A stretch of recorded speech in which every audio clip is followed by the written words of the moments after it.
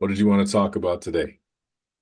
Yeah, I mean, I'm actually kind of tired today too. I don't know what it is, but yeah, like I said, and like the two things I was thinking about is uh like how to confront racism and also how to the fear of death.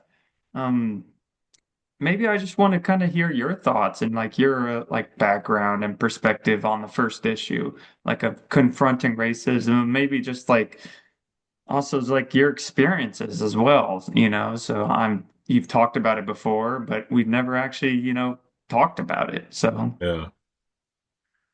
It's a tough topic, man, because it's it's easy on paper, but it's hard to actually do it, right? To confront racism and all of I find it to just confronting ignorance. Um is I think the number one thing that I learned when I grew up I went to school in New Hampshire. My middle school and high school years were in New Hampshire. And I found that and because there was no other black people in my school, it was, you were in dire need of allies, right? So one, it's very important to combat racism and ignorance. You need to have allies. You need to have people who are not black, who also can understand, uh, you know, how important it is to have diversity, how important it is to have representation.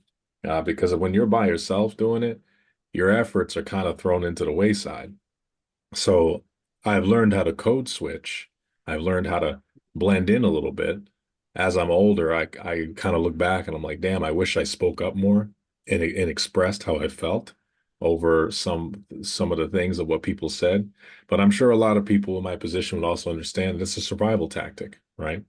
So knowing what I know, I really think expressing yourself as a person of color about how you feel is and expressing to someone, hey man, like that's not what you're saying. Use whatever joke it is, whatever sort of systematic racism that's going on in your vicinity, right? You gotta speak up. You gotta say this isn't right, regardless of what people say and react to that. The most you can do is at least express yourself because who's gonna know? No one's going to know how you feel. No one's going to know what you know. The number two thing is you got to educate people. You know, people aren't going to educate themselves if they don't feel a reason, right? Um, some people read a lot, but most people kind of are. Then a lot of people who could be part of the problem are not going to read about the struggle of minorities in America. They're just not going to do it, right? So finding a way to put them on, educate them in a sound, logical way by giving them facts, man. I know one of the biggest racial issues in our past history was the war on drugs in the 1980s, right? The mass incarceration. That was a huge calculated effort by government officials to keep a second-class citizen, right? To create a racial caste between whites and blacks, whites and Latinos, whites and whatever else, Asians, whatever else, but mostly targeted towards black people. That's where you had your welfare queens. That's where you had your crack cocaine epidemic, even though they're the same thing, right? So what they did was is just allowing, they just put people in jail, destroyed families, got rid of generational wealth because of the seizure, the asset forfeiture, the asset seizure by police, right? And meanwhile, you had white collar crime getting away with everything, even though that's usually the more dangerous crime. So people don't know this. People don't know this information. They might look at inner city folk who are minorities and just be like, "Oh, they're just lazy," or they don't have no ambition. Then they start creating, and because of propaganda, they create this image of people. All right. I mean, how many times have you heard the lazy welfare person? And it's usually talking about a black person. You know what I'm saying? That's fabricated. That's created by the people in power. There's a reason for that. Okay. So that's number two. We got to educate. Number three is the most important one, I think, of all, is to fix yourself. Okay. I think number one thing, seriously, the most important part is to find the hate in your heart and get rid of it. I don't know how that's going to happen, but a lot of people need to work on themselves and work on how they view other people, regardless of race. Because I know you have people who hate minorities may also hate their neighbor. You know what I'm saying? They may hate everybody, they may hate themselves. That also goes to black people. That also goes to people who are in the race as well. Self-hatred is a pretty big problem in the black community, right? Not knowing where you came from, just not really knowing this, not giving way to the struggle, not knowing, not even acknowledging what their parents probably went through, right? So self-hatred is kind of a huge deal in the black community. I mean, especially with gay black men. It's horrible.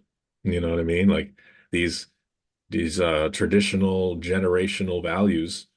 I understand it's because of a survival instinct. It's because you had to be tough to get ahead.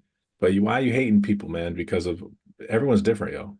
You know, especially in the black community, there's so many different wild variations of people who are minorities, right? So I think that's the number three thing. Just fixing your heart, right? The love that has to go around. And then again, educate and speak up. Don't hide in the shadows. I wish I spoke up back when I was in high school, but I didn't know any better. Now I do. So I choose to speak up a little more now because it's important, especially with people who don't know. Ignorance is bliss, man. If you're ignorant, a lot of times people just don't know, right? They look at stereotypes, they look at media, and they think it's the normal, but they don't know. And you just have to tell them that it's not. It's you know what I mean? It's not what they're seeing is a lot of just fabrication on social media. So I think those are number three things, in my opinion, to help combat racism for sure. Yeah. Well, first thing, news and social media in every aspect is not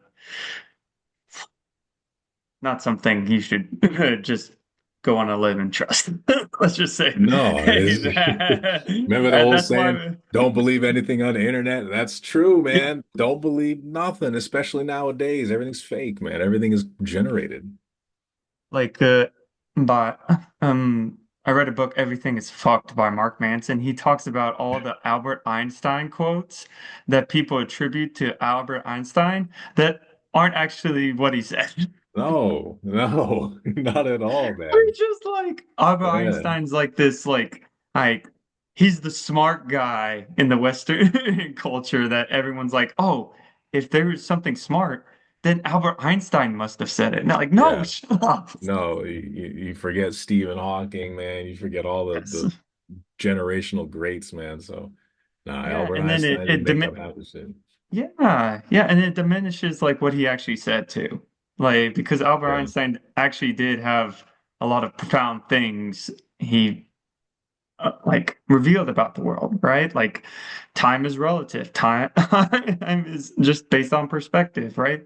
yeah. But let's go back to the conversation.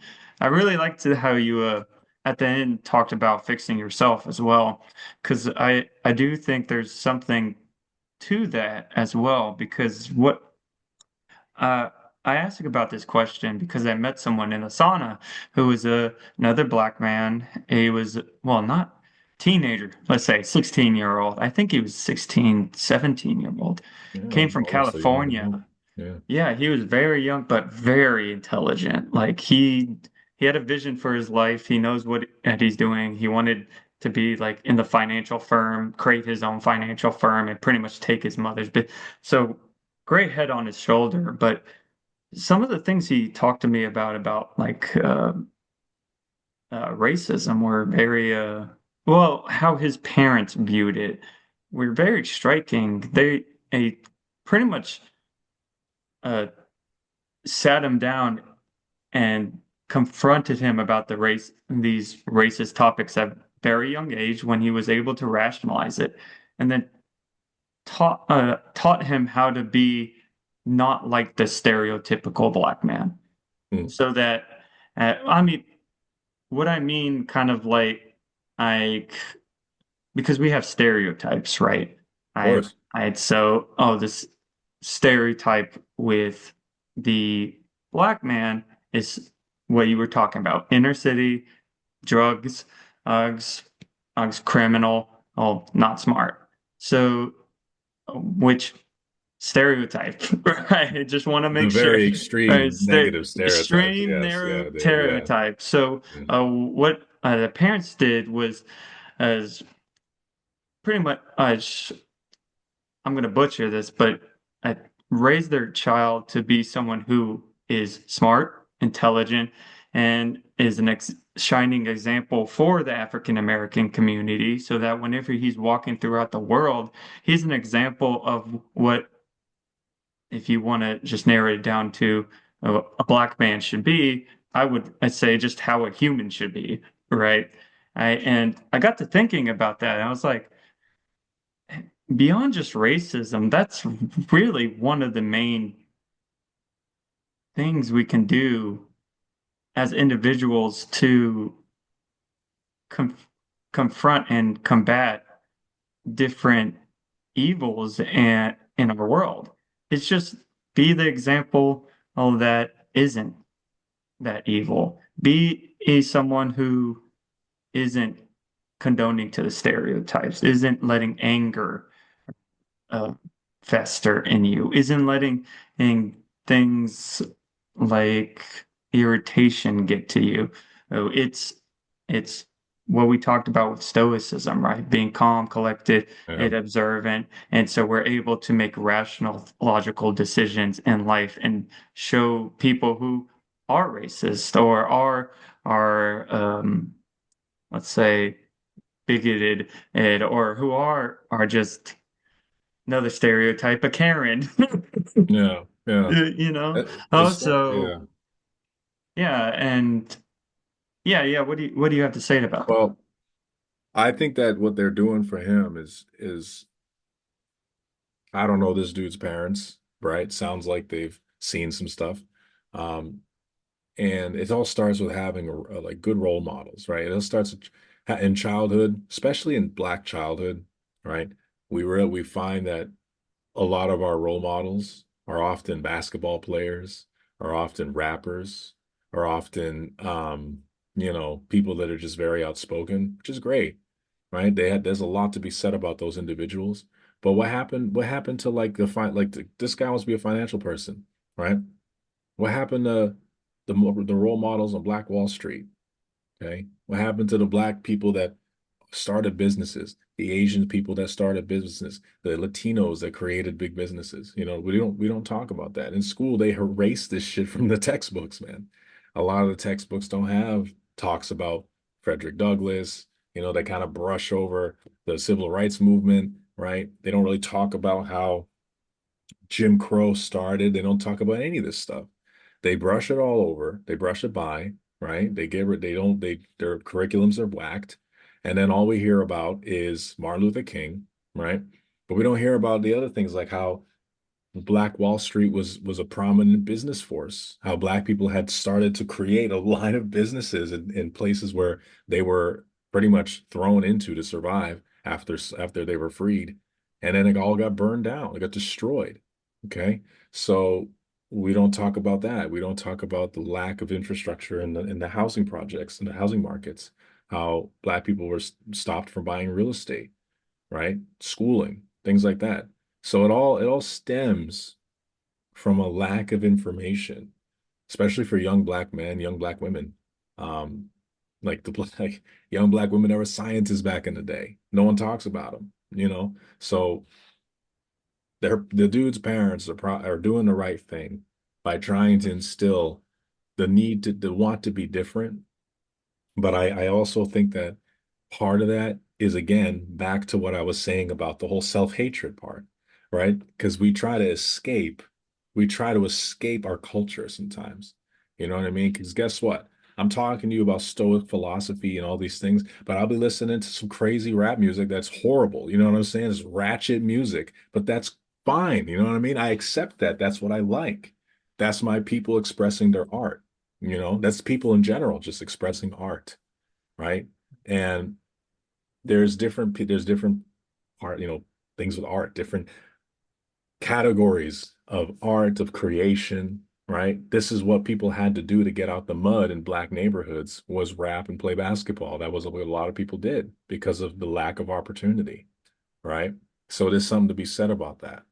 We got to look at the positives there. A lot of black people are business entrepreneurs, Latinos, Asians, all these people in minorities, very like entrepreneurial, right? Because they have less that they start with. But again, like I said, we it's good that this individual wants to be a financial guy. He sounds like he's got his head on his shoulder. I don't know what his life is like, but he sounds like he has a mission. He's a smart dude. All right. I hope that with that, and I'm sure he will, he'll go and try to be role models for his community. Right. I think a lot of times people start from somewhere and forget where they came from, and they don't address their community. So I know a lot of people in my local scene who do like men's groups for people of color. That's incredible. That's role modelship. That's being a role model. That's being someone that brings people together who are from similar backgrounds. We need more of that, especially when it comes to men and their and masculinity and their emotions. Black people suffer with that a lot. They suffer how to have emotions. Men in general. Okay, I can get into a whole topic about that.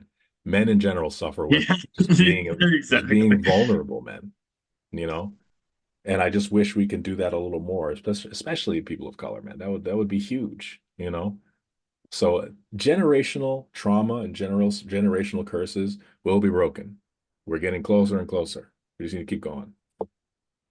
Yeah, and then sorry, my dog's she loves barking.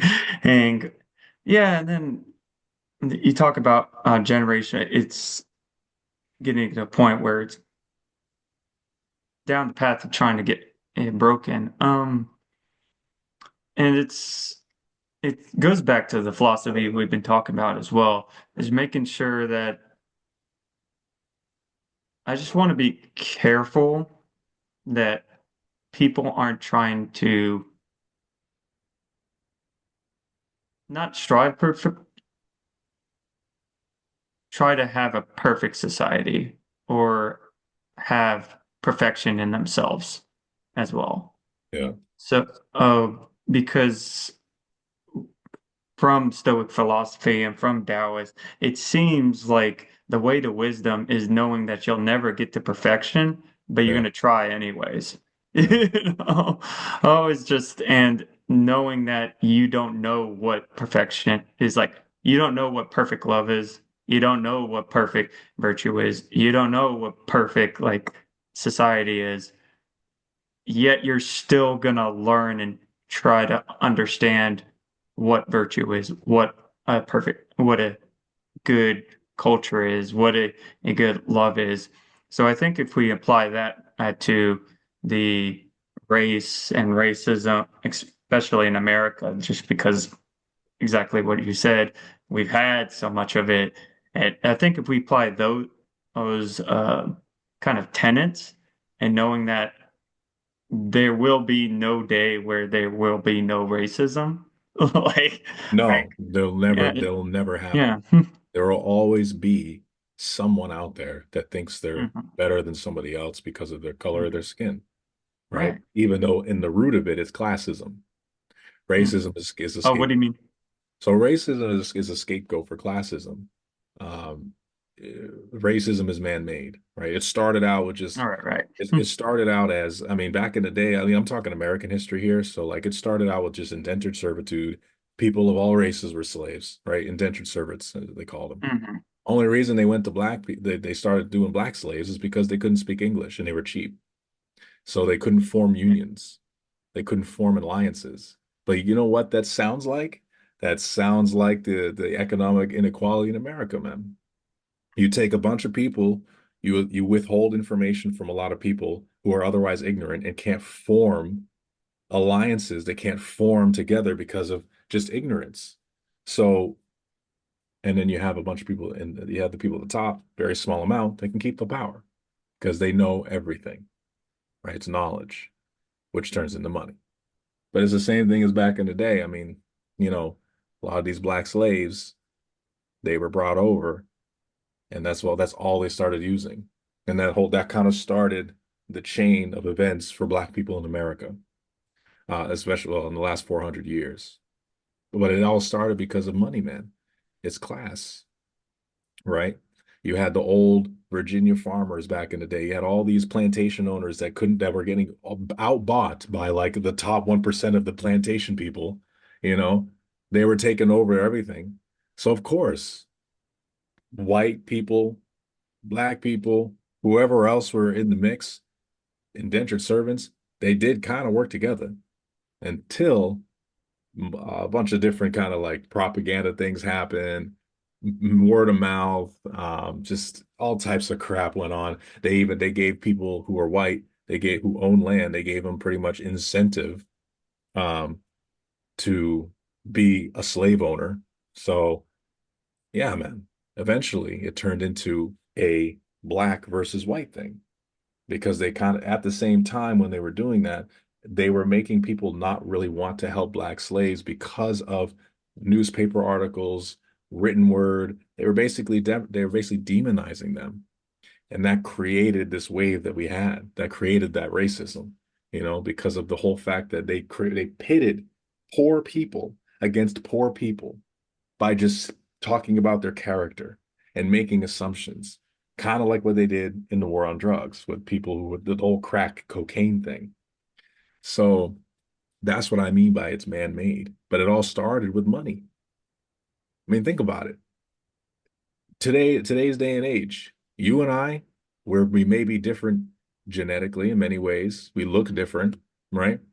But there's really not that much different about you and me, right? But to the Americans, but let's say you're a millionaire and I'm not. That's what people look at, you know? That's what people look at first. They look at our social economic status a lot of times. Then they use race to create some sort of next level proponent, to that. It doesn't make any sense. So kind of what you were talking about when we were talking about just being a human being, just kind of being um with stoicism, learning virtue, finding more purpose in life, striving for better, always learning. It's the same thing with Christianity, right? The point of Jesus Christ is not to the Christ putting the cross first is not to like, you know, do all these good deeds and all this stuff. That's the good doing good deeds doesn't mean anything in Christianity. What what what it means to be a Christian is to understand that Christ gave his life for you and to put faith in him when you die, and put faith in him in general. But because of that faith, because of that gratefulness for your life, you, in your own heart and spirit, turn yourself around from the things you've done before that were sinful. Okay. It's not that you don't sin. It's just that your sin is magnified because you're paying attention to it. Because because Christ gave his life for you to destroy sin. So now when you sin, when you treat people poorly, You notice it. you Yeah. notice it probably a little more. You're thinking about it. It's in your spirit. And that's why I said number three was so important, just to fix yourself. Because at the end of the day, I don't know if you ever seen like Black Klansman, for example. Crazy movie, dude. Crazy movie. But the dude, the main guy, the detective, all he had to do was just have a conversation with this racist ass guy and just level with him. Of course, he was kind of being undercover, but as he was kind of going undercover, he was learning about some of these people who are otherwise racist. And not all of them were bad. Some of them were nuts, but not all of them were terrible people, just misguided, right? A lot of these people who speak a certain way. I mean, I went to high school, a bunch of white kids, and they were saying the N-word all the time. They were being ignorant as hell. They were saying crazy crap. And I remember one time I was trying to go over my first girl I ever dated, tried to go over her house, and she said, I don't know if my folks will like you. And at the end of the day, man, all it is just misguidance and ignorance, right? Because they loved me. I was just being nice. You know what I'm saying?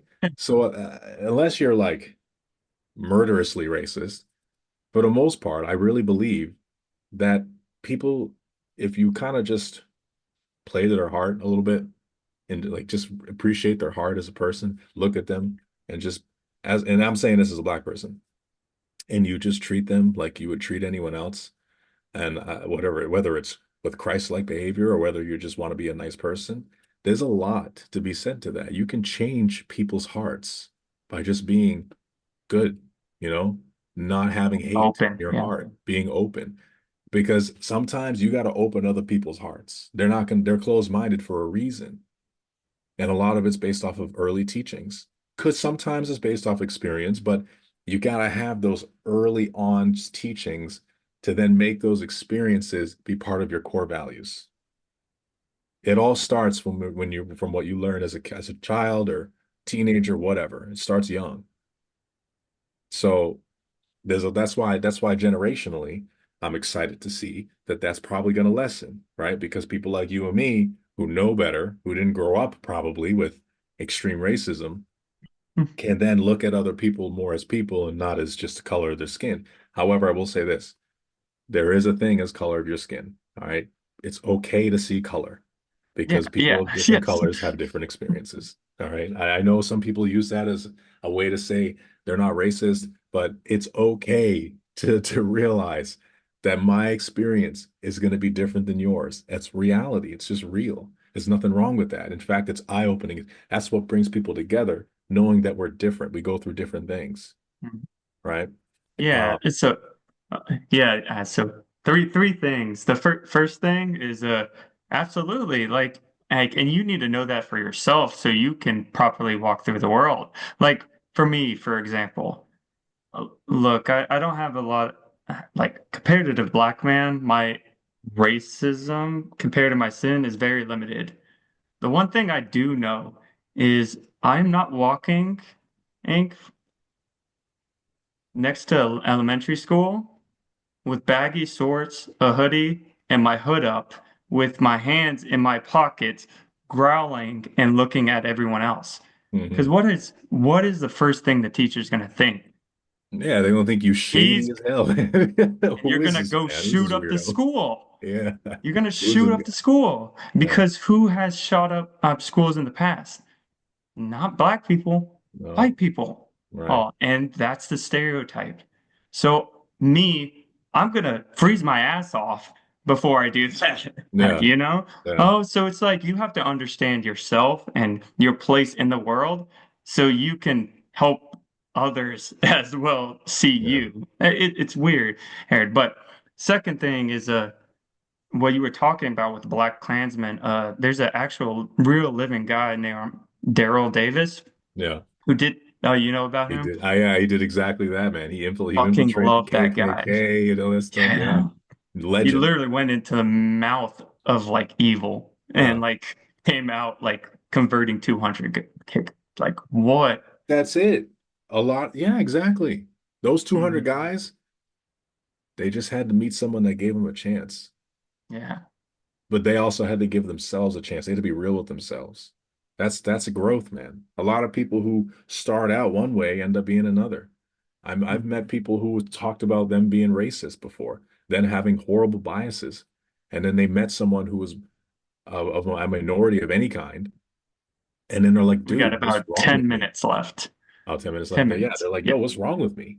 Why was I acting this way?" So there's a lot of people that change, man.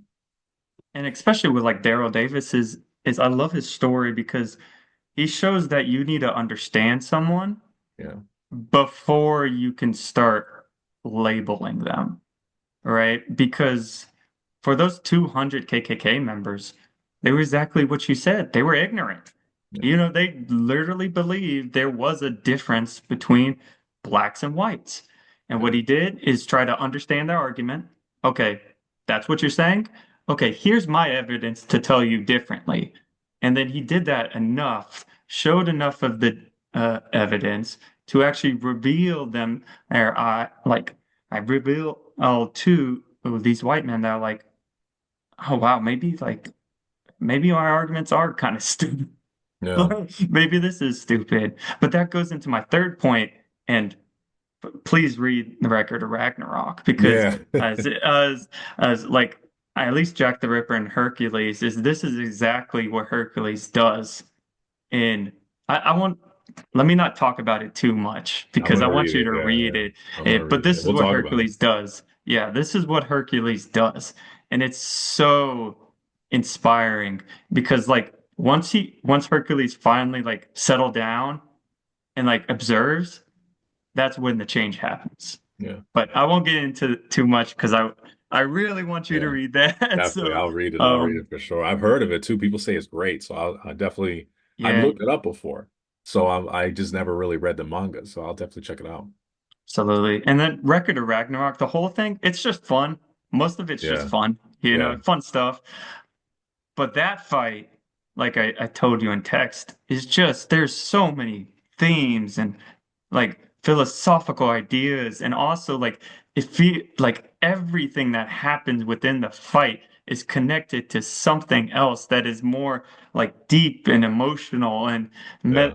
mental that you don't realize until you get to the end and start looking back, and you're like, wait a minute, like that was his fighting style? That's what he was doing this whole time? Yeah. So yeah, I totally want to talk about that with you because it's blown my mind. No, I But definitely will talk about it, man. yeah, and so I like that's what I've learned and why I'm trying to implement more into my life is like one being that example, loving myself first, well, self-love, so I can be an example for other people.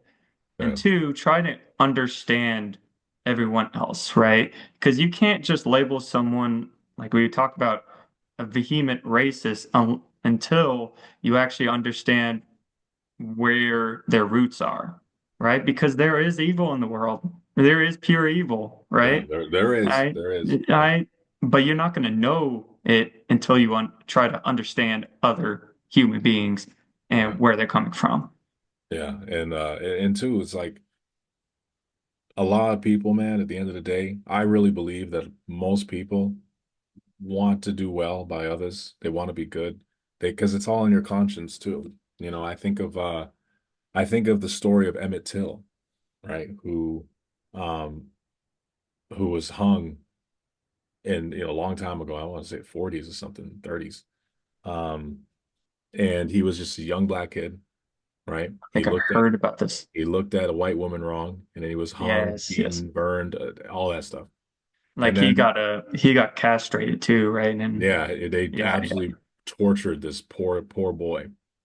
And I remember the story was is that the woman who cried wolf before she died, she told everyone that she was lying, that Emmett, Emmett did not do that, man. He didn't do that. Um, and you got to think, right? How how was that life for her to always have in the back of her mind that stress, that thought, that poison eating away at her because she never told the truth. And it was kind of, and I'm bringing it up because we wanted to talk about death, right? Well, imagine having that on your conscience your whole life. And then when you die, you say it. But does it really help because you waited so long? You know, that was like one of her probably main things she wanted to do before she died because she knew that it was killing her. Isn't that's incredible to go through your whole life knowing that and not saying anything. And it was right when she finally accepted her death, Yeah. right? Is Yeah, when she's on she her actually, deathbed. Yeah. yeah. And what I find, what I want to talk, what it was, We'll get, but we'll take a commercial break. we'll be back 10 Yeah, minutes. we'll be back. Um, no, why I wanted to talk about the fear of death is because of that reason, is because so many people do just horrible things, not out of like intent, but out of Yeah. fear, unlike death. Like, imagine, why do you think she didn't tell everyone? because because she was fearful of what the hell would happen to her.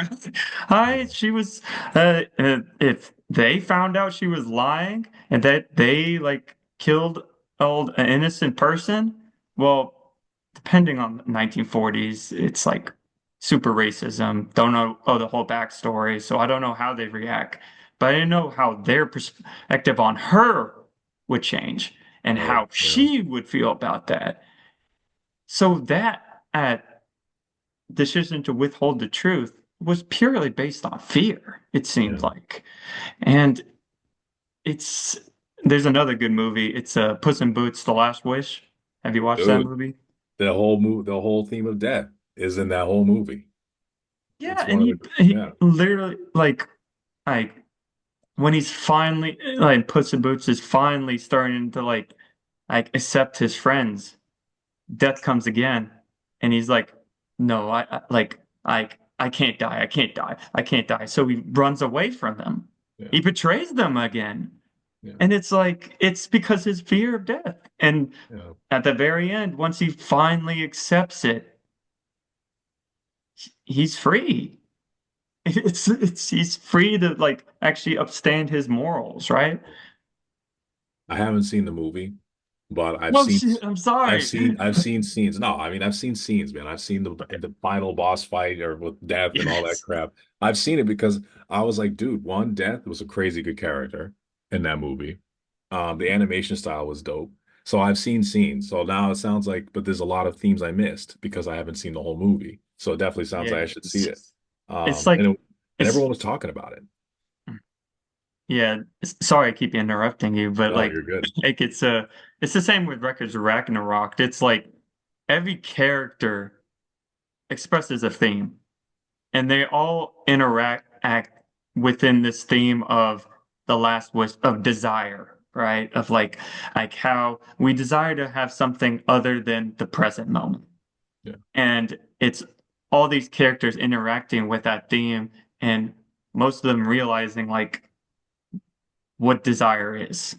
I want to spoil it, but Mhm. it's it's interesting just because it's like we always desire our something other than our present moment, but then we get it, and it's no better than what we have right now.